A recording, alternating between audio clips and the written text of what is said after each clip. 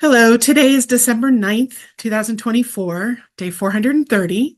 This is once again the voice of Communications Coordinator Fayelle Ewuakye, who partnering with Reverend Dr. Mae Elise in these daily updates, and these are her notes. I am still at the hospital, but all will be well. May we turn our minds to what is happening in the Middle East and what we need to know and how we can pray. President Bashar al-Assad of Syria was ousted yesterday by an Islamist rebel offensive, ending the Assad regime's 54-year rule. Assad and his family arrived in Moscow and have been granted asylum personally approved by President Vladimir Putin, the Kremlin spokesperson said today. The head of the Syrian opposition abroad yesterday said that the country should have an 18-month transition period to establish a safe, neutral, and quiet environment for free elections. Syrian rebel leaders have guaranteed security to the Russian military bases and diplomatic establishments in Syria, Russian state media said yesterday. Israeli ground forces overtly crossed into Syria over the weekend and advanced beyond the demilitarized zone, two Israeli officials said, adding that the deployment was temporary. Israeli Prime Minister Benjamin Netanyahu yesterday said he ordered troops to take over the buffer zone to ensure no hostile force embeds itself next to Israel. Israel conducted 3 airstrikes targeting a security complex and a government research center in Damascus yesterday, according to regional sources. The Turkish military fired on U.S.-backed Syrian Democratic Forces, alliance forces in northern Syria this weekend, a war monitoring group and the SDF spokesperson said yesterday. Separately, the SDF reportedly took full control of the city of Deir el-Zor on Friday. The UN Investigative Mechanism on Syria released a report on Friday documenting systematic torture and abuse across over 100 government detention facilities. President Biden yesterday called the collapse of Assad's government a fundamental act of justice, crediting the United States and its allies for shifting the balance of power in the Middle East by weakening Russia, Iran, and Hezbollah. Secretary of State Antony Blinken yesterday said the United States strongly supports a peaceful transition of power to an accountable Syrian government, as well as international efforts to hold the Assad regime and its backers accountable. The United States is working with several Middle Eastern countries to secure chemical weapons possessed by the Assad regime and is in contact with all Syrian groups, a U.S. official said yesterday.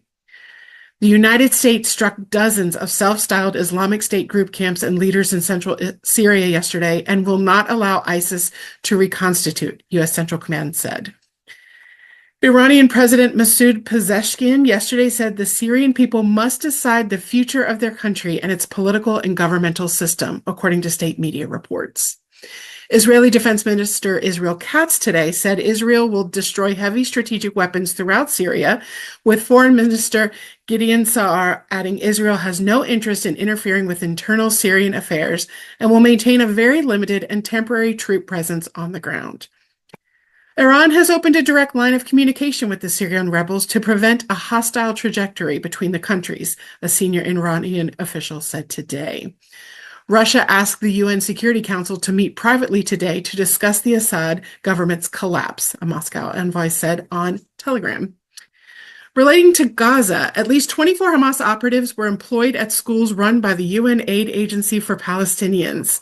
That aid agency is UNRWA, according to internal Hamas documents Israel shared with the New York Times. UNRWA said it was acting on the information but lacked the resources to independently investigate.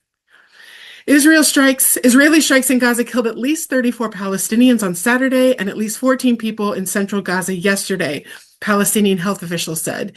Israeli airstrikes and gunfire also killed or wounded scores of people around North Gaza's Kamal Adwan hospital early Friday, the hospital's director said. Qatar is considering asking senior U.S., Israeli, and Egyptian intelligence figures to travel to Doha to negotiate the final stages of a Gaza ceasefire deal, according to Qatar's foreign ministry.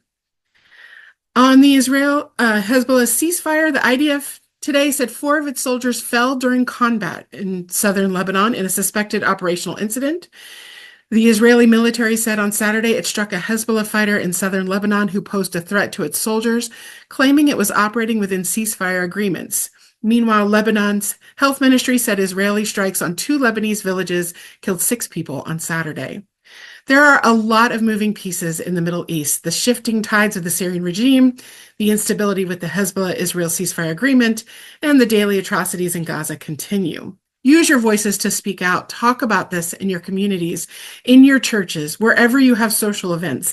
It's right that the U.S. should have events interrupted when we are continuing to aid and abet and actively participate in the mass killings in Gaza. May God have mercy. Amen.